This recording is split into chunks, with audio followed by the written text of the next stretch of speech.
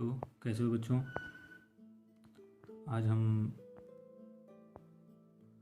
आगे के पैराग्राफ के क्वेश्चन देखेंगे।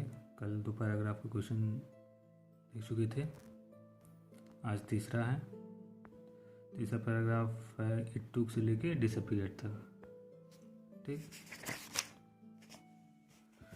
जैसे यहाँ इट टुक से लेके Yudhishthira a moment to think and then he wished that cloud से लेके पूरा लास्ट तक डिसअपीयर तक। ठीक, तो इसके क्वेश्चन आंसर देख लेते हैं क्या है कैसे हैं।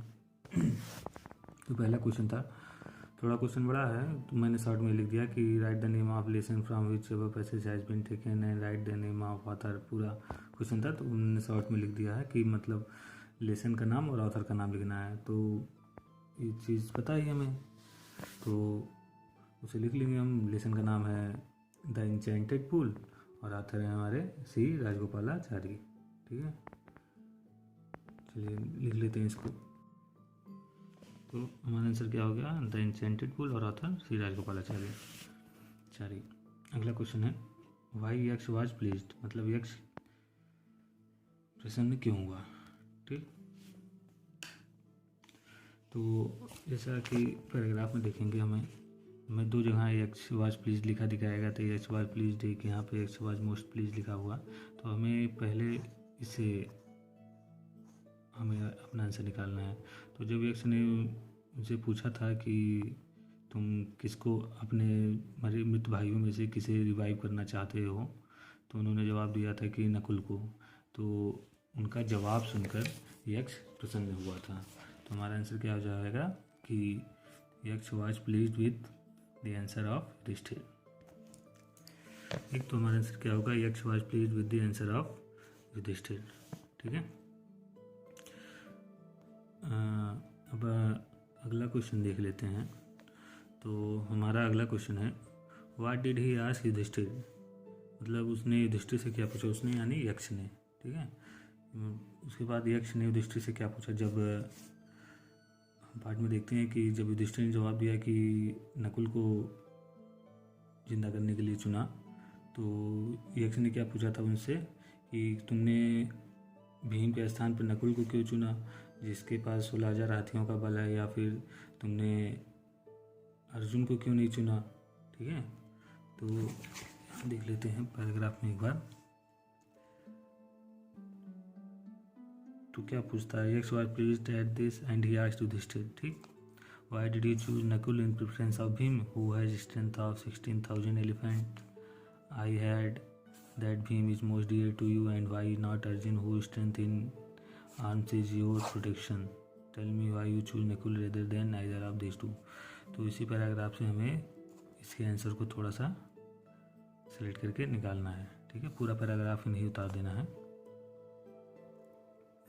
तो चलिए आंसर देख लेते हैं। अगला था क्या क्वेश्चन कि what did he ask Yudhishthira, कि युधिष्ठिर से उन्होंने क्या पूछा। तो हमारा आंसर क्या हो गया, why did you choose Nakul in preference of Bhim, कि तुमने नकुल को क्यों चुना भीम के स्थान पर। Who has strength of 16,000 elephants, जिसके पास 16,000 हाथियों का बल है। एंड व्हाई नॉट अर्जुन, और अर्जुन को क्यों नहीं। Whose strength in arm is your protection, मतलब जिसकी भुजाओं की ताकत तुम्हारे रक्षा कवच है। ठीक है, तो ये हमारा आंसर हो गया। जब यक्ष ने उनसे पूछा कि यक्ष ने युधिष्ठिर से क्या पूछा, जो हमारा प्रश्न था उसका आंसर ये हो जाएगा। ठीक, अगला क्वेश्चन देख लेते हैं। अगला क्वेश्चन है what was reply of Yudhishthira, Yudhishthira ने क्या जवाब दिया। जब यक्ष ने पूछा था कि तुमने भीम को क्यों चुना, अर्जुन को क्यों चुना, अर्जुन के स्थान पर क्यों नहीं चुना, भीम को क्यों नहीं चुना, नकुल को क्यों चुना, तो उसके जवाब में युधिष्ठिर ने क्या जवाब दिया।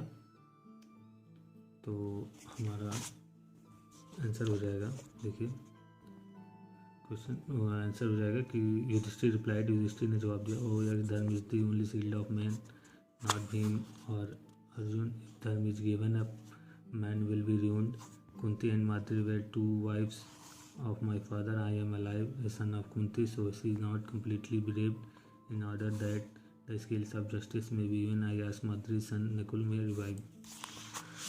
तो अगर लिखना चाहें तो पूरा पैराग्राफ भी लिख सकते हैं क्योंकि जवाब तो पूरा था, ठीक है। या अपने हिसाब से इसको छोटा भी कर सकते हैं थोड़ा। चलिए ऐसे लिख लेते हैं, देख लेते हैं। इसका आंसर कई तरीके से लिखा जा सकता है, तो छोटा करने की कोशिश किया हूँ।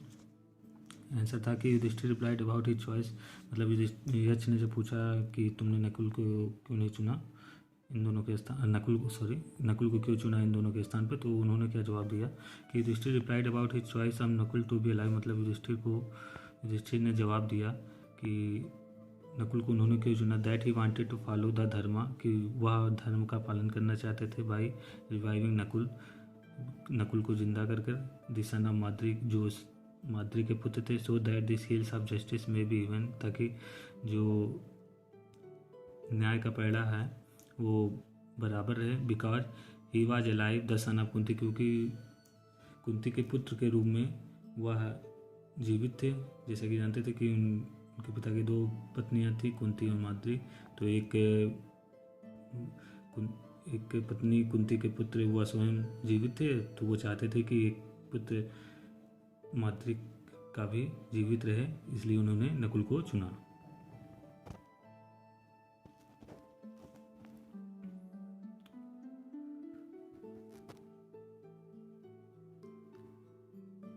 चलिए देख लेते हैं अगला क्वेश्चन। अगला क्वेश्चन है हमारा कि find out the word from the passage which have the following meaning, मतलब पैसेज से हमें वह शब्द खोजना है जो जिसके निम्न अर्थ होते हैं। पहला है कम बैक टू लाइफ, दूसरा है पावन। तो पहला है कम बैक टू लाइफ अर्थात पुनः जीवित होना, तो इसका क्या हो जाएगा हमारा रिवाइव। दूसरा है पावर, पावर यानी ताकत, शक्ति, इसका हमें पैराग्राफ में मिल जाएगा ये, मतलब स्ट्रेंथ, जैसा था कि हुआ स्ट्रेंथ ऑफ 16,000 एलिफेंट, मतलब 16,000 हाथियों की ताकत थी, तो पावर क्या हो जाएगा हमारा स्ट्रेंथ। तो हमारा क्या हो गया रिवाइव और स्ट्रेंथ। तो ये पैसेज हमारा कंप्लीट हो गया लगभग सारे, हाँ 3 ही पैसेज थे, तीनों कंप्लीट हो गए हमारे।